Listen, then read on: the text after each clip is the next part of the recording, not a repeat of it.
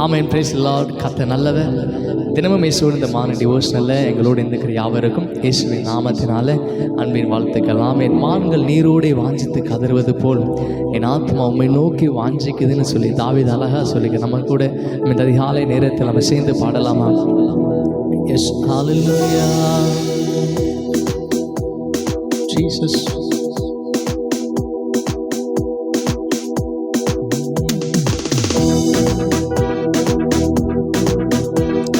மான்கள் நீரோடே வாஞ்சித்து கதறும் போல் தேவனே, எந்தன் ஆத்துமா உம்மையே வாஞ்சித்து கதறுதே. மான்கள் நீரோடே வாஞ்சித்து கதறும் போல் தேவனே, எந்தன் ஆத்துமா உம்மையே வாஞ்சித்து கதறுதே. தஞ்சமே நீ, அடைக்கலம் நீ, கோட்டையும் நீ என்றும் காப்பி. தஞ்சமே நீ, அடைக்கலம் நீ, கோட்டையும் நீர் என்றும் காப்பி. தேவன் ஆத்துமாவே தாகமாயிருக்கிறதே, தேவன் ஆத்துமாவே தாகமாயிருக்கிறதே.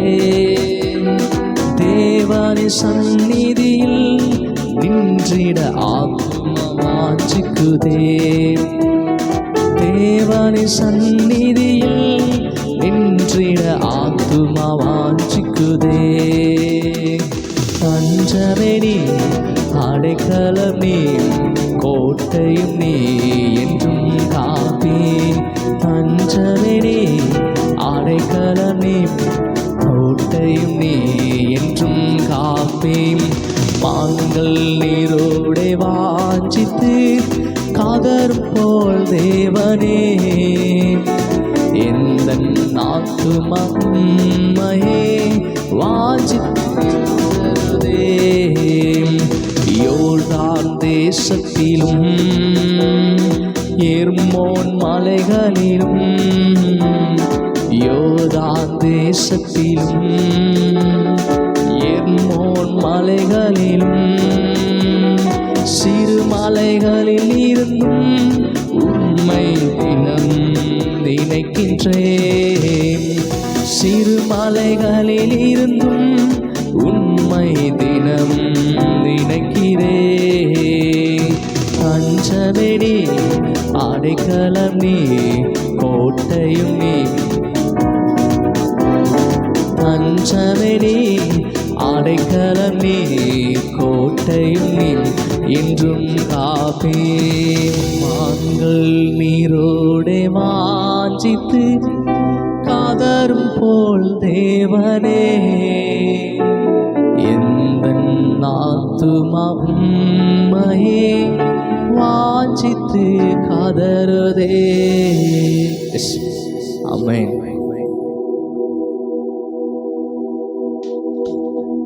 ஆமென். கர்த்தர் நல்லவர்.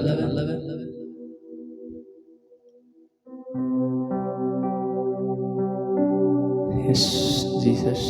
ஹalleluya.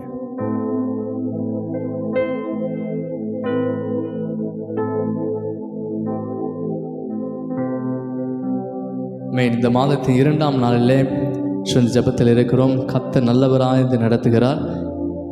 ஓகே, இன்னைக்கு நம்ம வாசிக்க வேண்டிய சங்கீத பகுதி சங்கீதம் 42. நம்ம சேர்ந்து வாசிக்கலாம். மானானது நீரோடைகளை வாஞ்சித்து கதறுவது போல தேவனே, என் ஆத்மா வாஞ்சித்து கதறுகிறது. என் ஆத்மா தேவன் மேல், ஜீவனுள்ள தேவன் மேலேயே தாகமாக இருக்கிறது. நான் எப்பொழுது தேவனுடைய சந்நிதியில் வந்து நிற்பேன். உன் தேவன் எங்கே என்று அவர்கள் நாள்தோறும் என்னிடத்தில் சொல்கிறபடியால் இரவும் பகலும் என் கண்ணீரே எனக்கு உணவாயிற்று. முன்னே நான் பண்டிகையை ஆசரிக்கிற ஜனங்களோடு கூட நடந்து கூட்டத்தின் களிப்பும் துதியுமான சத்தத்தோடு தேவாலயத்துக்கு போய் வருவேனே. இவைகளை நான் நினைக்கும் பொழுது என் உள்ளம் எனக்குள் உருகிறது. என் ஆத்மாவே, நீ ஏன் கலங்குகிறாய்? ஏன் எனக்குள் தேங்குகிறாய்? தேவனை நோக்கி காத்திரு, அவரும் சமூகத்துக்கு ரட்சிப்பின் நிமித்தம் நான் இன்னும் அவரை துதிப்பேன். என் தேவனே, என் ஆத்மா எனக்குள் கலங்கிறது. ஆகையால் யோர்தான் தேசத்திலும் எர்மோன் மலைகளிலும் சிறு மலைகளிலிருந்து உம்மை நினைக்கிறேன். உமது மதகுகளின் இறைச்சலால் ஆழம் கூப்பிடுகிறது. உமது அலைகளும் திரைகளும் எல்லாம் என்மேல் புரண்டு போகிறது. ஆகிலும் கர்த்தர் பகற்காலத்திலே தமது கிருபையை கட்டளையிடுகிறார். ரா காலத்திலே அவரை பாடும் பாட்டு என் வாயில் இருக்கிறது. என் ஜீவனுடைய தேவனை நோக்கி விண்ணப்பம் செய்கிறேன். நான் என் கண்மலையாக தேவனை நோக்கி, ஏன் என்னை மறந்தீர்? சத்ருவினால் ஒடுக்கப்பட்டு நான் என் துக்கத்தோடு திரிய வேண்டும் என்று சொல்கிறேன். உன் தேவன் எங்கே என்று என் சத்துருக்கள் நாள்தோறும் என்னோடு சொல்லி என்னை நிந்தித்து என் எலும்புகளை உருவ குத்துகிறது போல் இருக்கிறது. என் ஆத்மாவே, நீ ஏன் கலங்குகிறாய்? ஏன் எனக்குள் தேங்குகிறாய்? தேவனை நோக்கி காத்திரு. என் முகத்துக்கு ரட்சிப்பும் என் தேவனமாய் இருக்கிறவரை நான் இன்னமும் துதிப்பேன். ஹல்லேலூயா. ஆமென். நல்ல ஒரு தாவீதின் சங்கீதம்.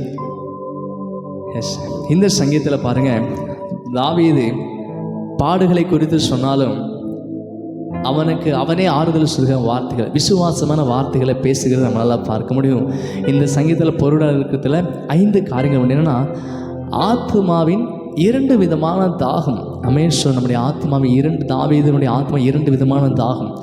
எப்படி மானானது நீரோடைய வாஞ்சித்து மான்கள் தண்ணியை தேடி ரொம்ப ஓடி திரிகிறது போல் காணல் நீரை பார்க்கும்போது அது ஓடுமாமா.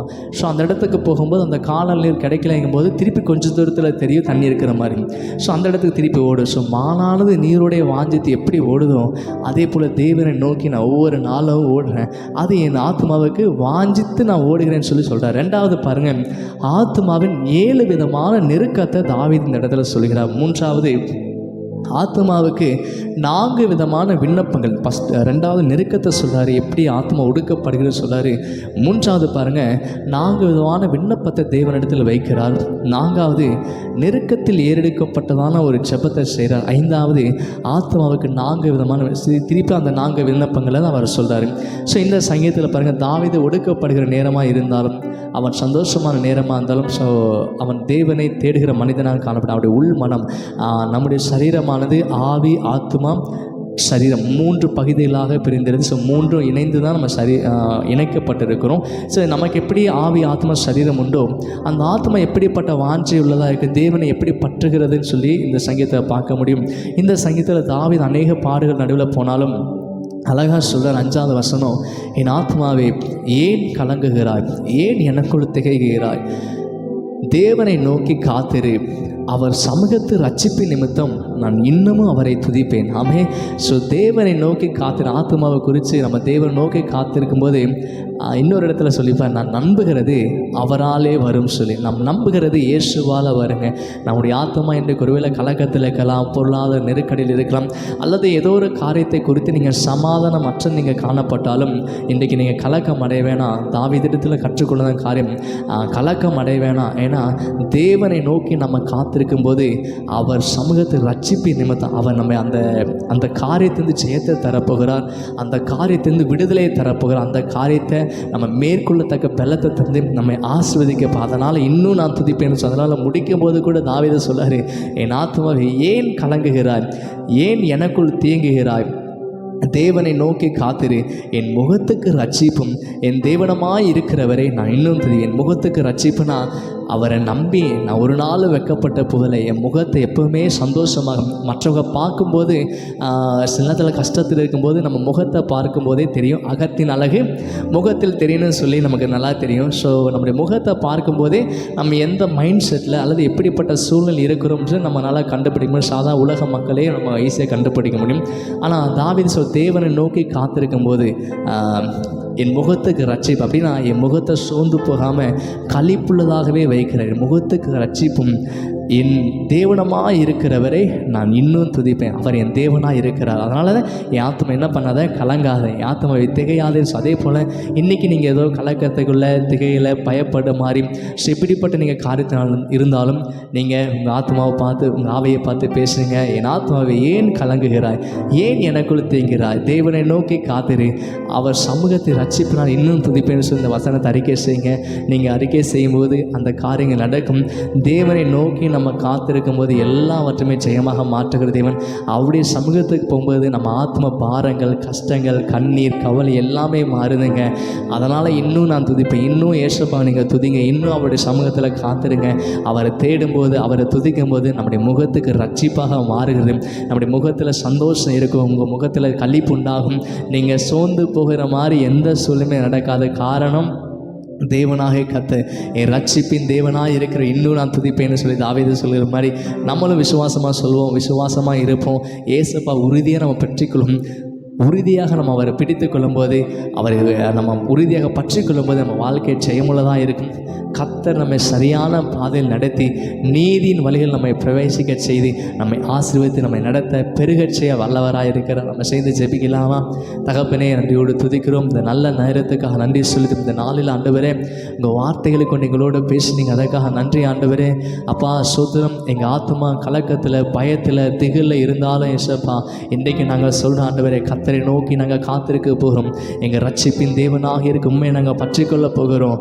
அப்பா நீர் எங்களை வெட்கப்படுத்தாத கடவுள், எங்களை பெருகச் செய்கிற இந்த நாளில் எங்கள் பலவீனங்கள், எங்கள் சூழ்நிலை எல்லாம் மாறட்டும். இயேசுவின் நாமத்தில் சுகத்தை பேசுகிறேன், விடுதலை பேசுகிறேன்.